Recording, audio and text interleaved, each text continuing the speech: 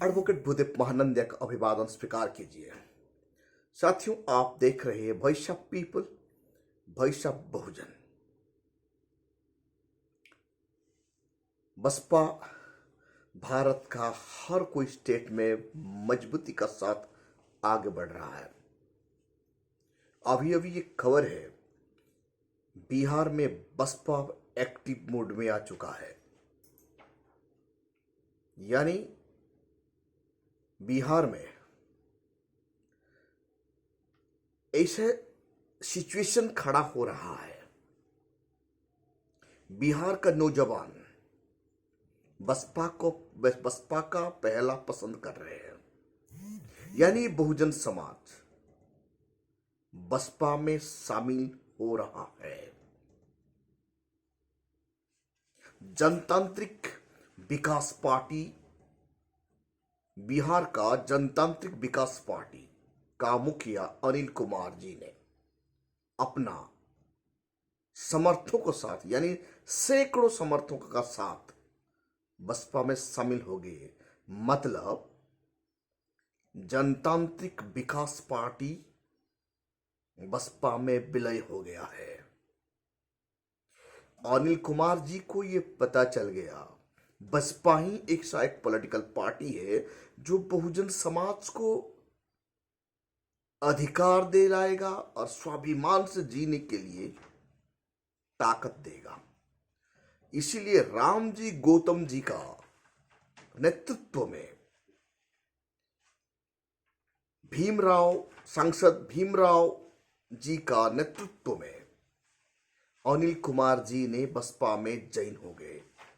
यानी बसपा में टोटल जनतांत्रिक विकास पार्टी का विलय। यहां से पता चलता है बिहार में बसपा एक्टिव मोड में आ चुका है। बिहार का प्रदेश अध्यक्ष शंकर महतो जी का उपस्थिति में सैकड़ों समर्थकों का साथ जनतांत्रिक विकास पार्टी का मुखिया अनिल कुमार का जॉइन होना मनुवादियों को टेंशन में ला दिया है। जब जब बहुजन समाज का यूनाइटेड होता है, मनुवादी टेंशन में आ जाता है। मनुवादियों का डर है 85% यूनाइटेड हो गए, मतलब 15% का शासन गुल हो जाएगा।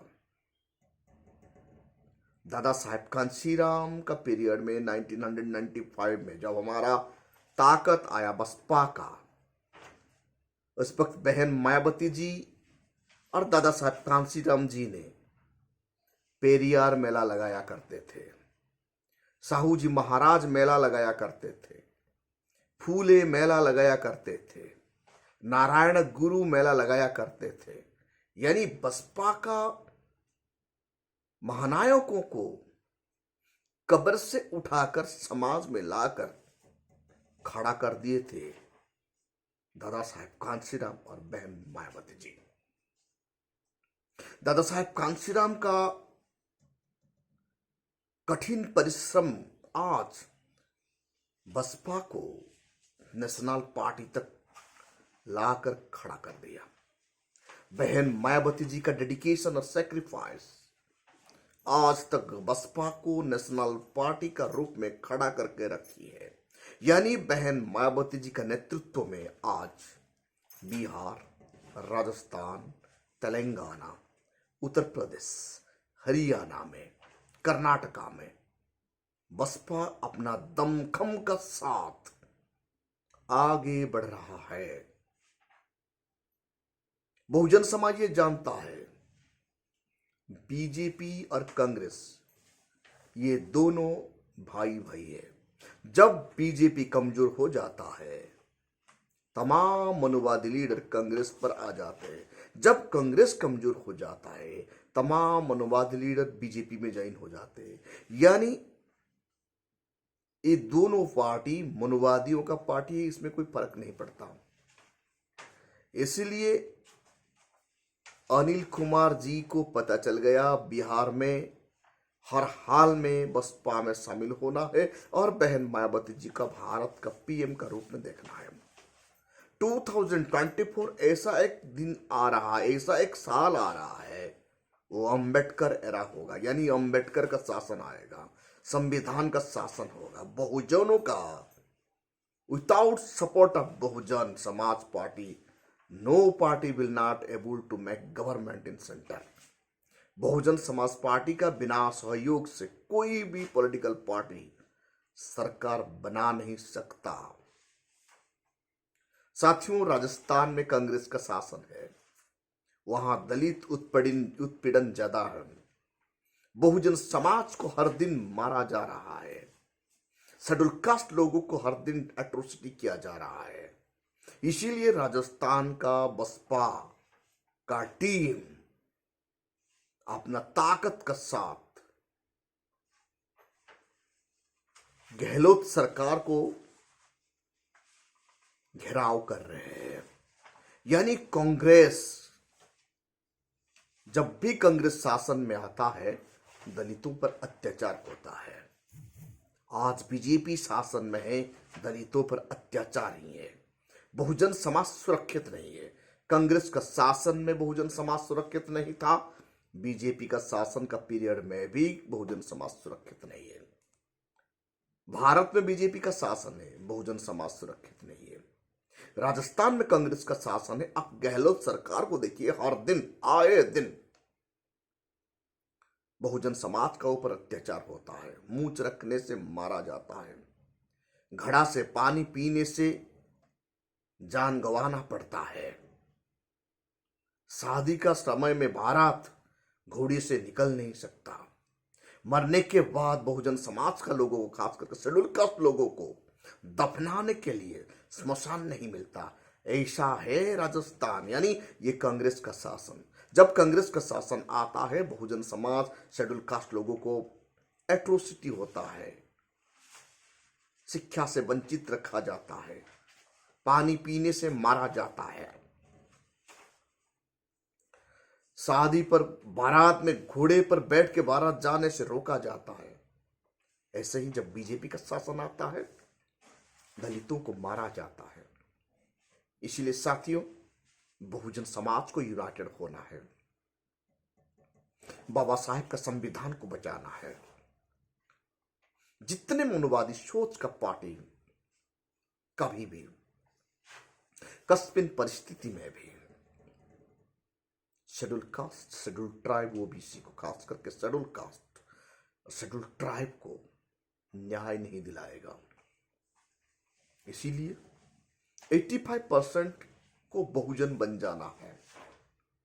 जब तक हम बहुजन नहीं बनेंगे, हम देश का हुक्मरान बन नहीं पाएंगे। बहन मायावती जी के नेतृत्व में राजस्थान में जैसे बसपा उभर रहा है, बहन मायावती जी का नेतृत्व में बिहार में बसपा जैसे एक्टिव है, वैसे तेलंगाना में आरएस प्रवीण कुमार और बहन मायावती जी का दिशा निर्देश से तेलंगाना नीला ही नीला हो रहा है। सरकार मजबूर हो रहा है बाबा साहेब अंबेडकर का भव्य स्टैचू निर्माण करने के लिए। जो गोदी मीडिया वक्त ऐसा था, बहन मायावती जी जब दलित व महापुरुषों का स्मारक बना रही थी, तब दिन रात क्रिटिसाइज कर रहा था। आज हर कोई पॉलिटिकल पार्टी बाबा साहेब का नाम लेने के लिए मजबूर हो रहे हैं। बीजेपी भी आज बाबा साहेब का जन्मदिन पालन करने के लिए मजबूर हो रहा है, क्योंकि बहुजन समाज जाग रहे हैं। जब जब बहुजन समाज पार्टी मजबूत होता है, तब तक मनुवादी पार्टी अपना खेल शुरू करता है। कभी दलितों का घर में जाके खाना खाने का खेल, हमारा महापुरुषों का जन्मदिन पालन करने की खेल, और हमारा महापुरुषों के नाम पर लाइब्रेरी बनाने की खेल, ये सब पॉलिटिकल ड्रामा करते हैं। क्यों होता है? क्योंकि बहुजन समाज पार्टी का वोट को काटने के लिए मनुवादी पार्टी का सोच है। साथियों, वक्त आ चुका है। बिहार में बहुजन समाज एक्टिव है और बहुजन समाज पार्टी एक्टिव है। तेलंगाना में बहुजन समाज पार्टी सरकार का सरकार को ज्यादा प्रेशर डाल रही है। सरकार अपना काम सही से कर नहीं पा रहा है, बसपा को डरकर ऐसा परिस्थिति बसपा वहां खड़ा कर दिया। यानी तेलंगाना अब नीला ही नीला हो गया है। राजस्थान में जब बहुजन समाज पार्टी का लोग कांग्रेस को घेराव करते हैं तो सड़क पूरा नीला हो गया है। बिहार में जनतांत्रिक विकास पार्टी जब विलय होता है बसपा में, पूरा वो एरिया लाखों सैकड़ों लोगों का साथ शामिल हो जाता है, विलय हो जाता है, वो नीला ही हो जाता है।